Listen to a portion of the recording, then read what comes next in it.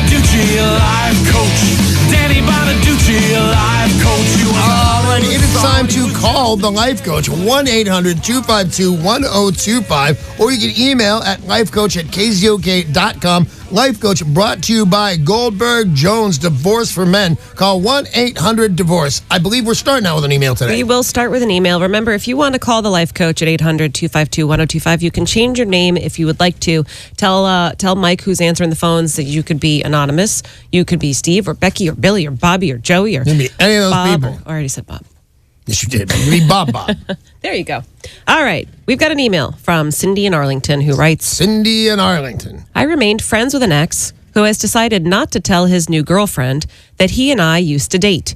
He doesn't want her to feel uncomfortable when we all hang out. I get that, but I'm still not comfortable. I hate the little lies this situation prompts, and it pains me that he feels like he can just eliminate our history from his life with this new girl.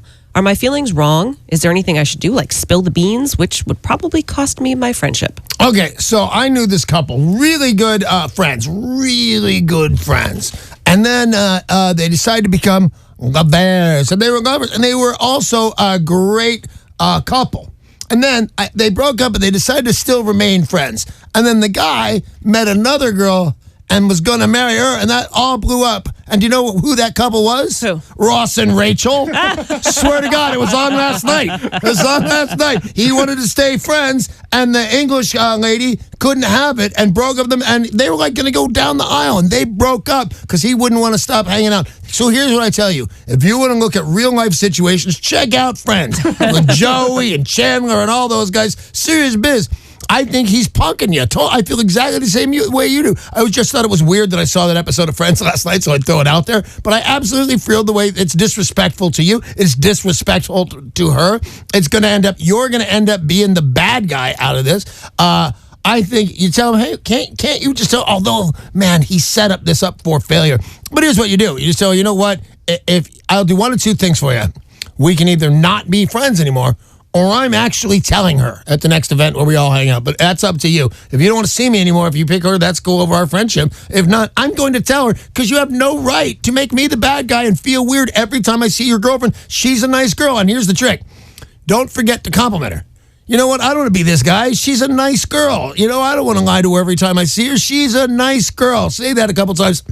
And he'll break up. He'll tell her. He'll absolutely tell her. And then she'll break up with him because he lied to her. He will, but say most that girls, Becky was his girlfriend. Most girls don't actually pull the breakup card right out. For the first little lie. Hey, we used to go out. We don't anymore. I didn't think you'd like it. She may or may not break up with him on this, but you need to tell her either way, or someone needs to tell her either way, because everybody's getting disrespected on this one.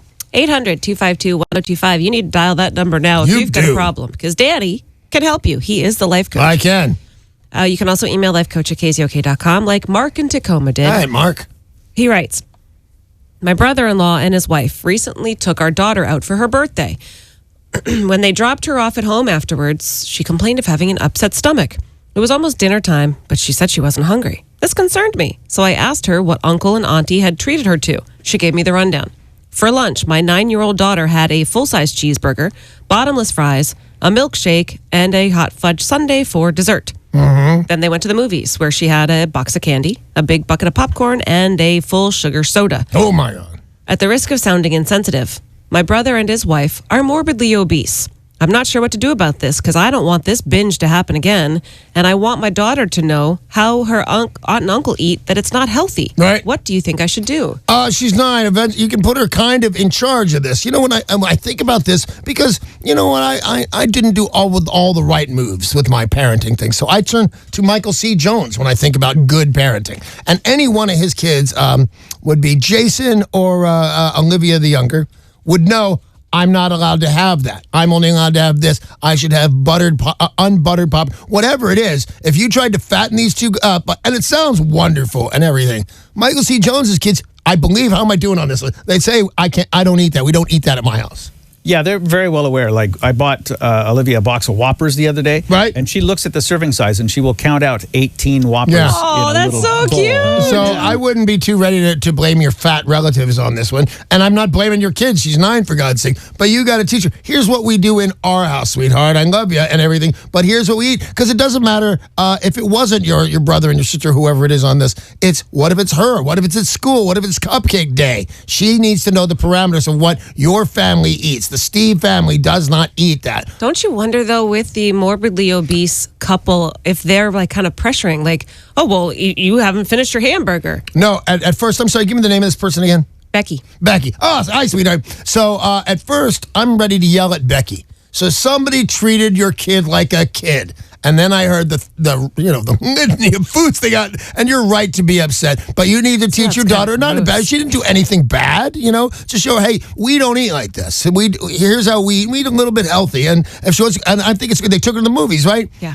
I'd let her have some candy at the movies, but she gets to have a serving of candy at the movie if that's your wish. Do you say something to your brother-in-law and the wife, or do you just talk to the daughter? You talk to the daughter. It's at 9 years old. You talk to a daughter. If something like that happened again, and I don't know how often that's going to happen again. But remember, the kid puked. The kid doesn't want to have that happen again. So you tell your daughter. You say, "Here's how we eat in the Becky household." All right. Speaking of Becky, we do have a Becky for you from Tacoma. By the way, 800-252-1025. Danny Bonaduce, life coach, still taking your calls. Okay. I love the Becky phone calls because usually that means it's going to be a great problem. Hi, Becky. Hi, how are you? I'm well, thank you. What's up with you, darling? I have a very dear friend. She's my best friend. Right. She's morbidly obese. She's also a fairly heavy drinker and a smoker. Yeah.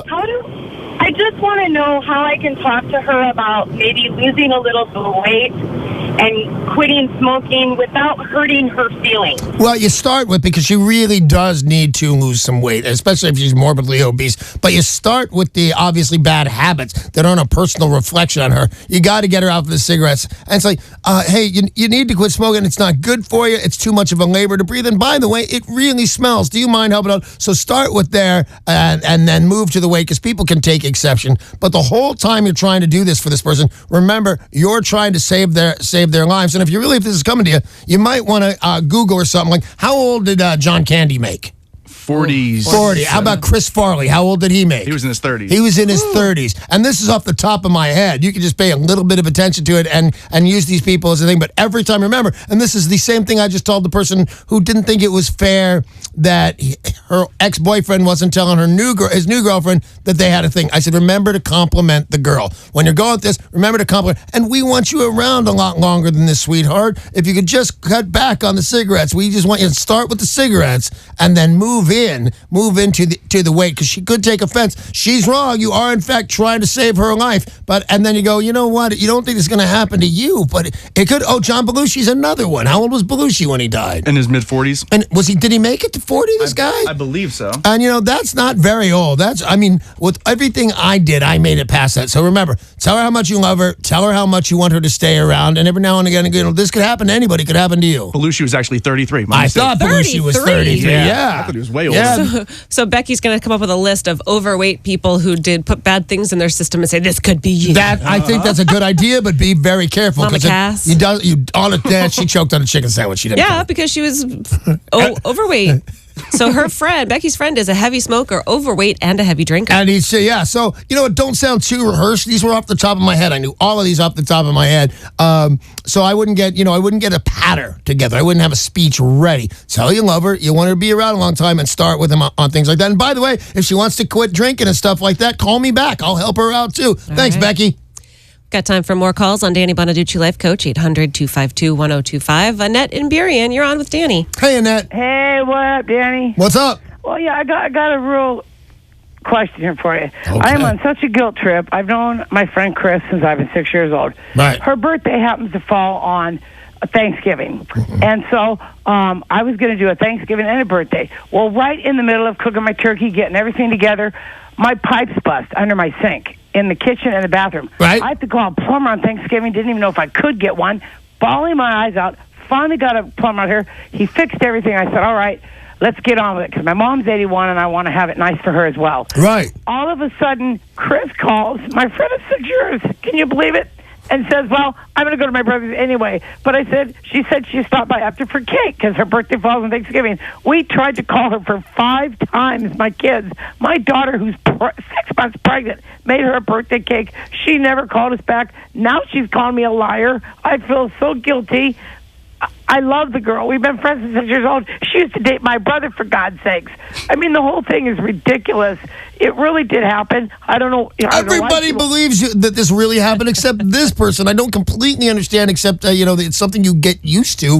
Why do you want this person in your life, Annette? She sounds like a terrible human being. She's not willing to forgive you for, I don't know, what she's not to forgive you for. Your plumbing broke. She doesn't believe you. She's calling you a liar. Why do you want this lady in your life?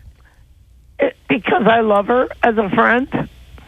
Well, I and knew it really as a hurt friend. me to put me on a guilt trip. Yeah, don't go on the guilt trip. This is absolutely 100% your friend's problem. You did absolutely nothing wrong. And the fact that you thought you need to call me, and I appreciate that you called me, but I hope you heed my words here. You did absolutely nothing wrong. And if you want to still be friends with this person, go ahead. But no, this stuff is an isolated incident. This is going to happen again with this girl. I don't like her very much, and I like you, Annette, so I just got to say, keep your head down on this one. This lady's going to do that again. Thank you very much for the call. I really do appreciate it, but that's all the time we have today for Danny Bonaduce, Life Coach. Life Coach brought to you by Goldberg Jones. Divorce for Men. Call 1-800-DIVORCE.